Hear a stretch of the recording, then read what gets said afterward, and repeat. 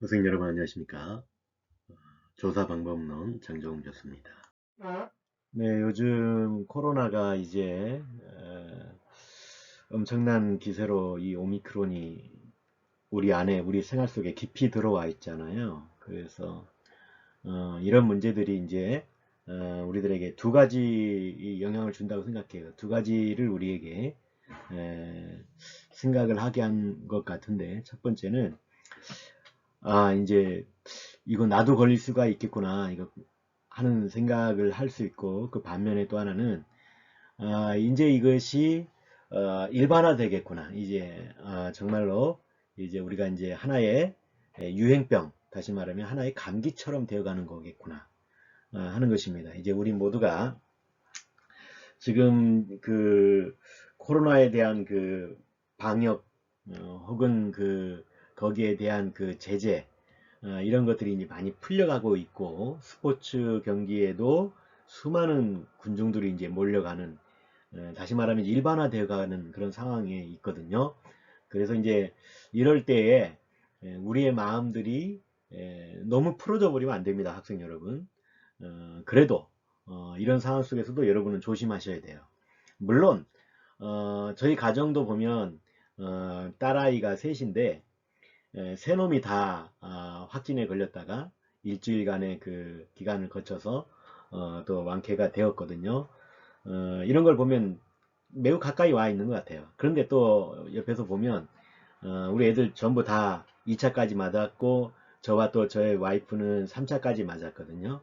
그러니까 이게 뭐 그냥 심각하게 뭐 한 게 아니라 조금, 둘째만 조금 아팠고, 어, 그 첫째하고 막둥이는 전혀 뭐 그렇게 아프지 않았던 것 같아요. 그렇게 해서 일주일 기간이 지나간 것 같아요. 심각하진 않습니다. 제가 경험한 바로. 그렇다고 해서 여러분이 너무 경각심을 이렇게 풀어버리면 안 되고, 여전히 경계를 두시기 바랍니다. 그래서 여러분의 건강은 여러분이 지켜야 되고, 여러분의 행복은 여러분으로부터 시작합니다. 늘 기억하시고. 물론 우리 주 예수 그리스도와 함께 하는 것이겠죠. 어쨌든 여러분에게 잘 하고 계시겠지만, 다시 한번 여러분에게 조심하라고 이렇게 말씀을 드리면서 오늘 수업을 시작하고자 합니다. 자, 오늘은 선행연구 고찰과 연구 모형 그리고 가설에 대해서 함께 나누도록 하겠습니다. 우리 본 강의에서 연구를 진행하면서 자신의 그 연구 주제, 자신의 연구 주제와 관련해서 선행 연구를 파악하고, 이 선행 연구라고 하는 것, 이 선행이라고 하는 것은 이미 연구되어진 논문들, 이미 연구되어진 내용들을 말하는 거죠. 그게 이미 앞서 연구가 되어졌던 것입니다. 그래서 선행 연구라고 해요. 이제 우리가 하나의 논문을 쓰게 된다면 이 선행 연구를 먼저 파악을 하고 정리를 하고, 그런 과정 속에서 우리의 논문이 이제 쓰여져 가는 거죠.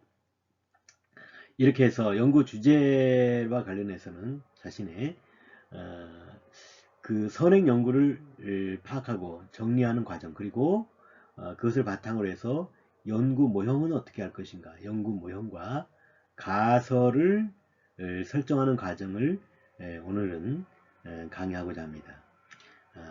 그 선행 연구를 파악하고 정리하는 것, 그리고 그것을 바탕으로 해서 연구 모형, 어떤 것이 있는지, 그 모형과 가설, 이것을 한번 우리가 생각해 보는 건데요. 기본적으로 연구자의 연구 모형이나 가설이 독자적인 것은 맞습니다. 독자적이긴 하지만 선행 연구와 관련되어야만 한다 하는데 초점을 두고 저는 강의하게 될 것입니다. 그러니까 연구 모형이나 가설이 나 개인으로서는 독자적인 것이지만, 그러나 선행 연구와 관련되어야 한다는 것을, 그 관련이 되어지지 않으면 안 돼요. 그것을 바탕으로 해서 이루어져 가야 하는 것입니다. 그렇지 않고서는 연구가 되어질 수가 없어요. 자, 그렇다면 선행 연구 고찰에서부터 먼저 시작하죠. 연구 주제를 선정한 다음에 다음으로 이루어지는 작업은 선행 연구를 검토하는 것입니다. 그러니까 연구 주제를 선정하고 연구 주제, 이 연구 주제를 정해야 내가 무엇을 연구하고 어떤 선행 연구가 있는지를 보게 될 거 아닙니까? 그러니까 연구 주제가 없이 논문을 시작할 수는 없어요. 그래서 연구 주제를 먼저 이루어진 다음에 이 연구 문제, 연구 주제를 선정한 다음에 그 다음에 이제 이 연구 주제가 설정되었기 때문에 뭐가 준비가 됩니까? 선행 연구 이제 찾아볼 수 있겠죠. 이를테면 연구 주제가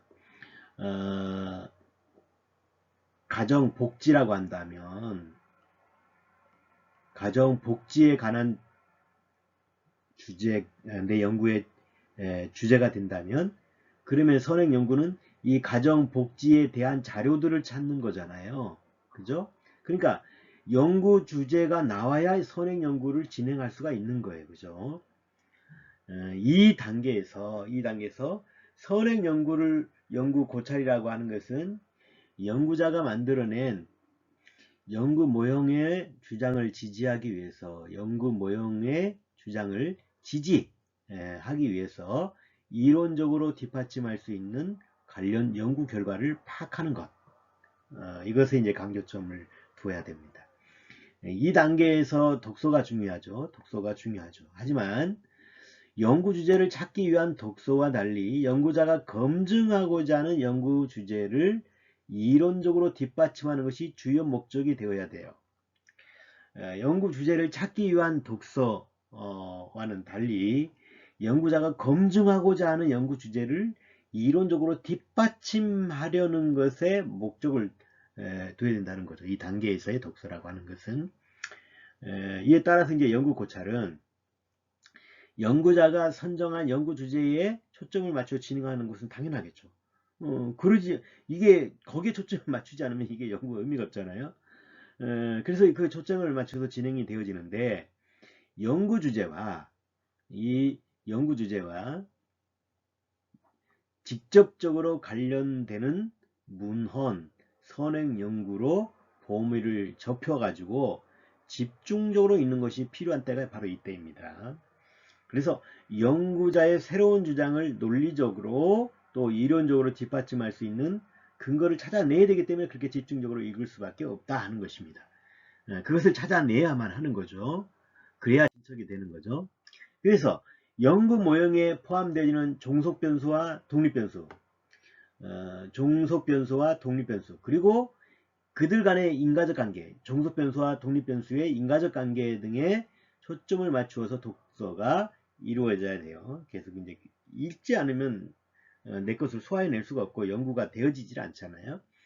그래서 연구자의 연구 모형에 새로운 주장이 있을 때 새로운 주장에 대하여 이론적이고 경험적인 뒷받침을 해야 하기 때문에 경우에 따라서는 관련 이론이나 선행 연구 결과에서 연구자가 원하는 내용을 직접 찾지 못할 가능성도 혹은 있다 하는 것입니다. 따라서 문헌을 읽고 그대로 인용하는 것보다는 연구자의 주장, 글을 쓰는 그 사람의 주장을 가장 잘 지지해 줄 수 있는 내용을 찾아야 돼요. 내가 주장하는 그 내용이 무엇인가를 그걸 먼저 찾고 직접적으로 연관되어진 문헌이 없는 경우에 유사한 내용, 비슷한 내용을 응용하는 그런 과정이 필요하죠. 그러니까 직접적으로 관련되어지는 자료가 없다고 한다면 유사한 내용을 가지고 내가 하는 그 주장에 응용하는 그런 과정이 반드시 필요하다는 것입니다. 그래서 선행 연구의 고찰에서는 먼저 연구자가 관심을 가지는 사회 현상, 즉 종속 변수에 대한 설명이 이루어져야 됩니다. 이 사회 현상에 대한 설명이 이루어져야 된다. 그래서 여기에서 그 현상의 모습에 대한 기술, 기록, 현상을 설명하는 다양한 이론, 그런 것들을 그런 것에 대한 소개가 주로 이루어지는 것이죠. 선행 연구 고찰에서. 그 다음으로 이제 연구 모형에 대한 연구 모형에서 설정한 독립변수와 종속변수, 독립변수와 종속변수의 인과관계를 뒷받침할 수 있는 이론적 설명이나 선행연구 결과를 찾아서 읽고 그것을 내 나름으로 정리해야 하는 것이죠. 그 독립변수와 종속변수의 인과관계, 원인과 결과, 그것을 뒷받침할 수 있는 이론적 설명과 선행 연구 결과를 찾아서 읽고 정리해야 한다는 것이죠. 이때 이제 강의 뒷부분에서 연구 모형에 대해서 이제 설명하겠지만, 연구 모형이 회귀 모형인지 연구 모형이 회귀 모형인지 아니면 경로 모형인지에 따라 가지고 찾아야 될 변수의 인과관계는 달라집니다. 변수들의 인과관계는 달라지게 되죠. 그 모형에 따라서. 이처럼 선행 연구의 고찰과 연구 모형의 구성, 선행 연구의 고찰, 그리고 연구 모형의 구성, 이것은 서로 유기적으로 밀접하게, 이것은 아주 밀접하게 연결되어 있는 거예요. 이렇게 연구 모형을 어떻게 구성하느냐에 따라서 연구 모형을 어떻게 구성하느냐에 따라서 선행 연구 고찰에서 기록되어진 내용과 구성도 달라질 수가 있는 것입니다. 달라질 수밖에 없겠죠. 그래서 선행 연구 고찰은 두 종류로 나눌 수가 있습니다. 두 종류로. 해당 분야에 관한 그 관련 이론을 검토하는 것. 해당 분야, 해당 주제, 해당 분야에 관한 이론을 검토하는 것과 또 그 주제에 대한 경험적 연구 결과를 찾아보는 것. 해당 분야에 관련 이론을 검토하는 것. 그 다음 두 번째는 그 주제에 대한 경험적 연구의 결과. 그런 주제에 대해서 다른 사람들은 어떤 연구 결과를 도출했느냐, 그것을 살펴보는 거죠. 그래서 우선 찾아야 되는 것은 뭐냐 하면 연구자의 연구 모형을 지지할 수 있는 이론이 중요한 거죠. 이론을 먼저 찾아야 되는 거예요. 이론이라고 하는 것은, 자, 이론이란 상당한 검증의 과정을 거쳐 온 것이기 때문에 연구자의 연구 모형이 기존 이론들에 뒷받침 받을 수 있다면 가장 바람직한 것이다. 자, 이론이 그 상당한 검증의 과정을 거쳐와서 그것이 이론화된 거 아닙니까? 그렇기 때문에 연구자의 연구 모형이 기존 이론들에 의해서 그 이론들로 말미암아 뒷받침을 받을 수 있는 것, 이것이 논문을 쓰는 데 있어서 가장 바람직한 것입니다. 이 경우에도 연구자의 새로운 주장이 어느 하나의 이론에 의해 가지고 뒷받침되는 경우는 없어요. 거의 없어요. 그렇다면 주장은 기존 이론에서 나온 것의 반복일 뿐 새로운 주장이 아니기 때문에 그런 거예요. 결국은 거기에서 다 나오는 거예요. 그렇기 때문에 따라서 관련된 여러 이론을 다양하게 조합하고 응용해 가지고 새로운 주장을 지지할 수 있는 근거, 그 근거를 형성하는 것이 필요한 것입니다. 이제 무슨 말인지 아시겠죠? 그런 다음에 이제 뭐냐면 관련된 선행 연구를 찾아가지고 선행 연구를 찾아서 그 결과, 그 연구의 결과, 선행 연구들을 읽으면서 그 연구는 어떤 결과를 도출했느냐, 이것을 읽어야 돼. 이것을 봐야 돼. 이것에 주목해야 되는 겁니다. 그래서 연구자가 주장하고 있는 내용이 기존의 경험적 연구에서 검증받았는지를 확인하는 것. 여기에 이제 그 다양한 연구 결과들을 폭넓게 읽고 연구자의 주장을 뒷받침할 수 있도록 논문을 인용하는 것이 굉장히 중요한 것입니다. 그러니까 논문을 쓰면서 남의 것을 읽지 않으면 안 되는 거예요. 그러니까 기존에 있던 문헌들을 찾고 그 문헌들이 어떤 결론에 이르렀는지를 보고 그것을 정리하고 그것을 내 것으로 만드는 그런 작업들이 필요하다는 거예요. 그게 연구죠. 그래서 연구자의 연구 모형은 관련 이론을 뒷받침함과 동시에 선행 연구의 경험적 결과에 의해서 뒷받침을 받는 받는 것이 가장 바람직한 것이다. 이건 뭐 말을 안 해도 당연한 것이겠죠. 그렇지만 때로는 이 두 가지의 근거를 모두 찾기가 어려운 경우가 있어요. 경험적 결과와 뒷받침할 수 있는 그 결과에 의해서 뒷받침할 수 있는 것, 이것이 이런 근거들을 찾기 어려운 경우가 있단 말이죠. 그럴 때는 그런 사정을 밝히고 찾을 수 있는 자료를 아주 최대한 사용해 가지고 연구자의 주장을 지지할 수 있는 근거들을 만드는 게 필요하다. 그러니까 내가 주장하는 것이 뭔가 어떤 이론에 의해서 뒷받침되어야 되는 거예요. 그런데 그런 뒷받침이 없다고 한다면 최소한 그 주장을 응용해서라도 뒷받침할 수 있는 그 근거들을 찾는 것이 중요한 것이다. 지금 이렇게 얘기하면 별로 중요한 것 같지 않은데 여러분이 논문을 쓸 때에는 이게 굉장히 중요한 거예요. 어쨌거나 때로는 관련 이론이나 선행 연구 고찰을 통해서 연구자의 주장을 지지할 수 있는 근거를 찾을 수는 없을 수도 있어요. 연구자가 꼭 필요한 연구라고 생각해서 연구를 진행하는 경우에는 심층 면접이나 참여 관찰 등의 방법을 사용해 가지고 새로운 사실들을 밝혀내는 그런 연구 모형을 구성하고 경험적으로 검증하는 방법을 사용하는 것도 가능해요. 그런 자료가 전혀 없다면 이런 식으로라도 검증할 수 있는 이런 방법을 사용할 수 있다는 거죠.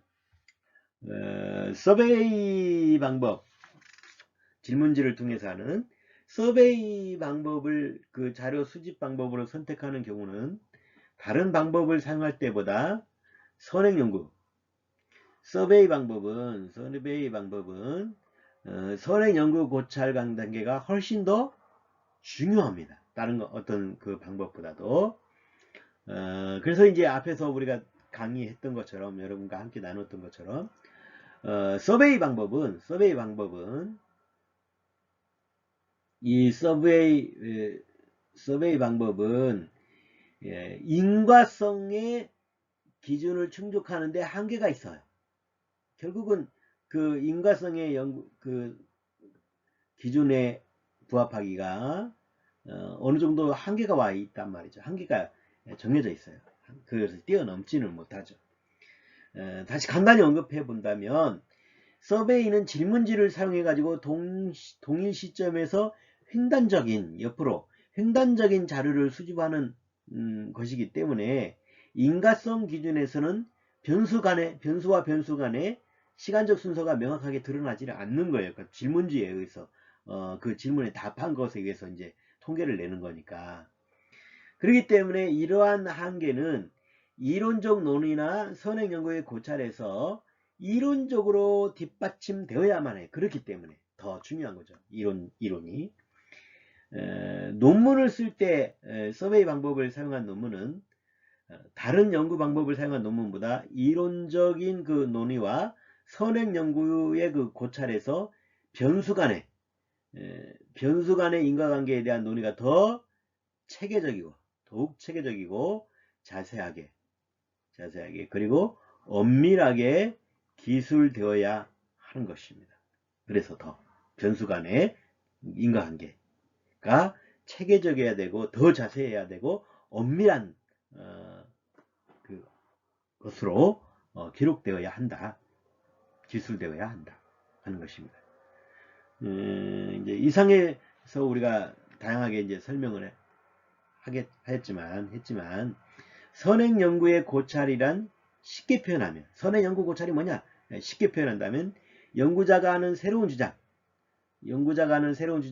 즉 연구 모형이라는 것이 근거 없이 연구자가 그냥 제시하는 진술이 아니라 이론적 근거가 있고 다양한 선행 연구의 연구 결과들에 의해서 뒷받침되는 주장, 그게 뭡니까? 선행 연구 고찰이라는 거예요. 이렇게 이것을 위해서 선행 연구 고찰을 하는 거예요. 기존의 자료들을 연구한다는 거죠. 실질적으로 논문에서 기록되는 부분이 2단계라고 할 수 있습니다. 이런 단계, 바로 요거 설명했던. 그래서 이 단계에서 선행 연구 고찰이 잘 이루어지면 나중에 논문을 작성하는데 큰 도움을 주고, 논문 작성에 대한 자세한 내용들은 이제 후에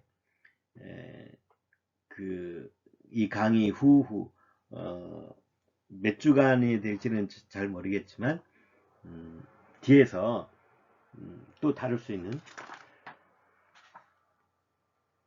기회가 있습니다. 그때 더 자세히 나눠보도록 하겠고요. 어쨌건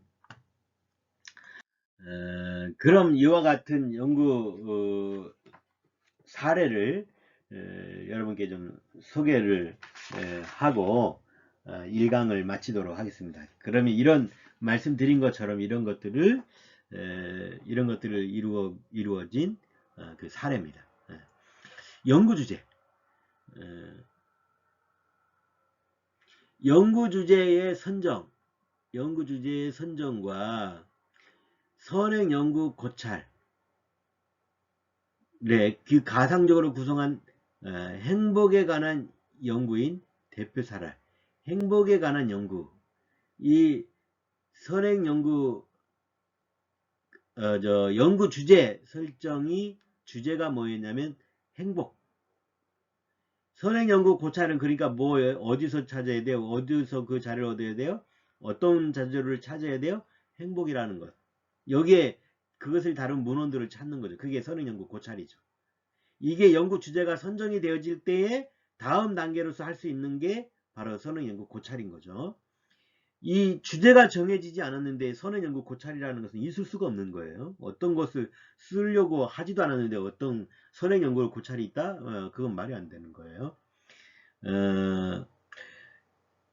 이 사례를 중심으로 해가지고 행복이라고 하는 연구 주제의 선정과 선행 연구 고찰의 가상적인 예를 말씀을 드리겠습니다. 가상적인 것들이에요. 만약에 행복에 관한 주제를 써 논문을 어떻게 쓴다라고 할 때 주제 선정과 선행 연구 고찰에 관한 예를 지금 여러분에게 말씀을 드리는 거예요. 연구자의 문제의식. 연구자의 문제의식과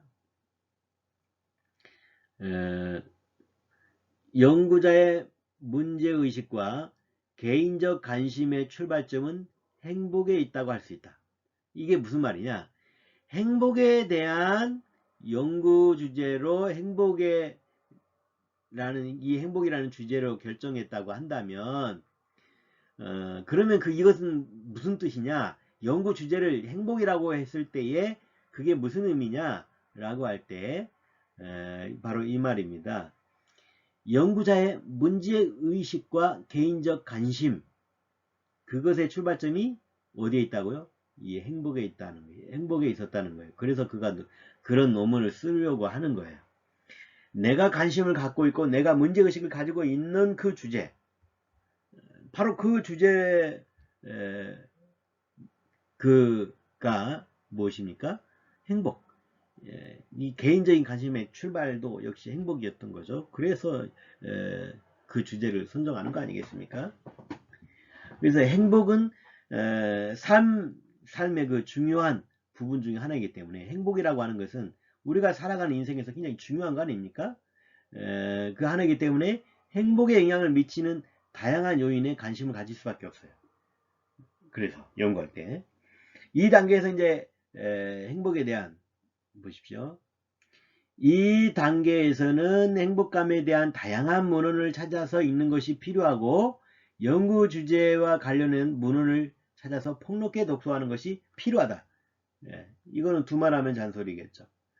행복에 대해서 내가 연구를 하겠다, 논문을 쓰겠다라고 한다면 행복에 대한 다양한 문헌을 찾아 독서, 읽는 것이 필요하죠. 그리고 그 연구 주제와 관련되어진 문헌을 찾는 것. 이 행복이라는 주제어를 가지고 논문을 쓴 게 이제 많을 거 아닙니까? 그럼 그걸 다 찾는 거예요. 그리고 그거 찾아서 읽는 거예요. 폭을 굉장히 넓혀서 읽는다는 거예요. 그리고 어느 정도 독서가 이루어진 후에 주제를 구체화할 수 있죠. 이러한 자료들을 내가 행복이라고 한다면 이 행복에 관한 주제를 내가 논문의 주제로 설정을 했다. 그러면 이제 이 행복에 대한 문제의식이 내가 가지고 있었던 것이고 개인적인 관심을 행복에 대해서 내가 갖고 있기 때문에 이런 논문을 쓰는 겁니다. 그래서 그 행복이라고 이제 만약에 정해졌다고 한다면 이 행복을 누리는 행복감의 주체 누구로 할 것이냐가 이제 논문을 쓰기 전에 우리 결정해야 될 일 중에 하나가 바로 이거죠. 행복감에 대해서 논문을 쓴다면 누가 행복하냐, 누가 느끼는 거냐, 누가 행복감을 느끼는 거냐, 이 행복감의 주체 누구로 할 것인가가 결정이 되어야 돼요. 그러니까 구체화하는 거죠.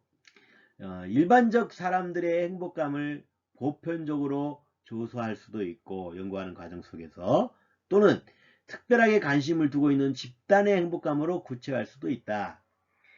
일반 사람들의 행복감을 보편적으로 조사할 수도 있는 것이고 또는 관심을 두고 있는 집단, 어느 집단에 대하여서 그들의 행복감을 구체화할 수도 있다 하는 것입니다.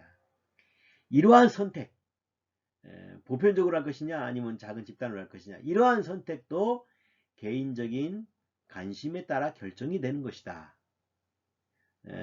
대표 사례에서는 연구자의 개인적 관심에 의해서 학교 현장에서 느끼는 행복감에 관심을 가지고 있다고 볼 수 있습니다. 자, 그 다음으로 학교의 구성원 중에서